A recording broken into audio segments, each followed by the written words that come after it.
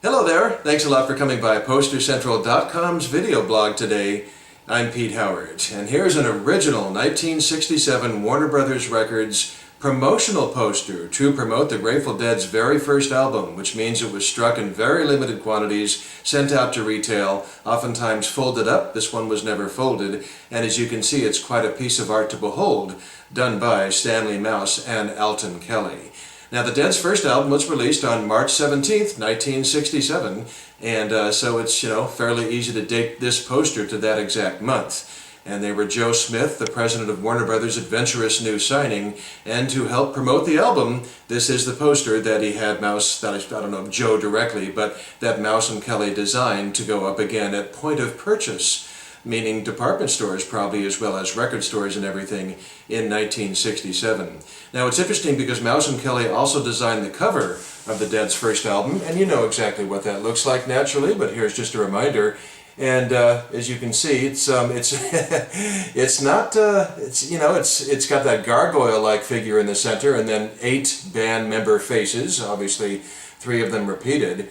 And so they're quite different, aren't they? I mean, that's the album cover, and this is the poster, and the graphics have very little similarity. So this poster is often nicknamed Elephant, just for its central figure. As you can see, it has the elephant in the middle there, and it's got 4 horsemen, 2 on either side, 4 warriors, if you will, on horseback, and the whole thing is steeped in very heavy red and blue psychedelia. Now, I was lucky enough to actually asked Mouse about this in person. I brought the poster to show him, and he explained that he did all the lettering and all this bunting, or whatever it is you want to call the leaves and everything around the outside, and that Kelly, who's of course no longer with us, selected the photograph and is responsible for the central image. So Mouse did, the Grateful Dead and all that. So that's where the 2 artists came into play. So I don't know, I just find it interesting that the 2, the album cover and the poster, are strikingly dissimilar, so I asked Mouse about that, and he just sort of shrugged his shoulders and said this is what Kelly came up with, and I built around it and stuff. So, interestingly, even the words Grateful Dead were redrawn. They're not identical on the poster and the album cover.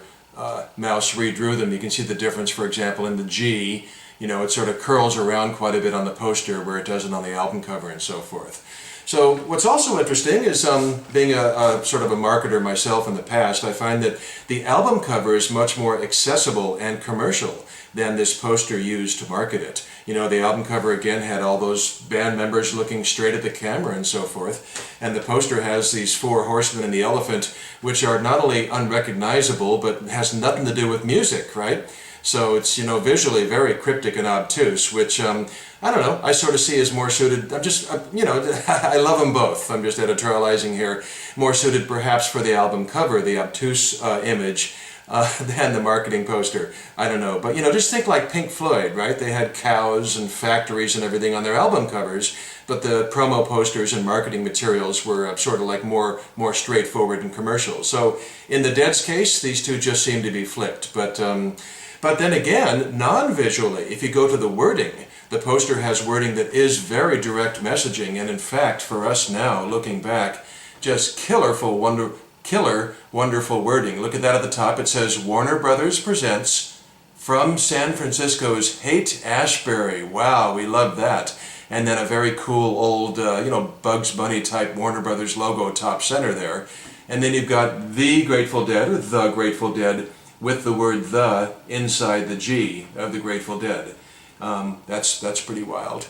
And but then there was one problem left in marketing this album. It's not like it was called Oxymox or something like that. It was just also called The Grateful Dead, so it was self-titled first LP. The most common remedy for that with promo posters is simply to say, new album out now, something like that. But in keeping with the unconventionality, if you will, of the Dead and so forth, it's bottom center there in the red. You can see it says simply album number 1689. Well, that's about as white collar and accountant-like as you can get, isn't it? That's just very straightforward. But it all works. It's a neat thing. It's the decisions were made then for a reason, and it's a really fun poster to have now. And as a fun little cherry on the sundae, you might notice in the lower right-hand corner in gold ink pen, I had Mouse sign this poster.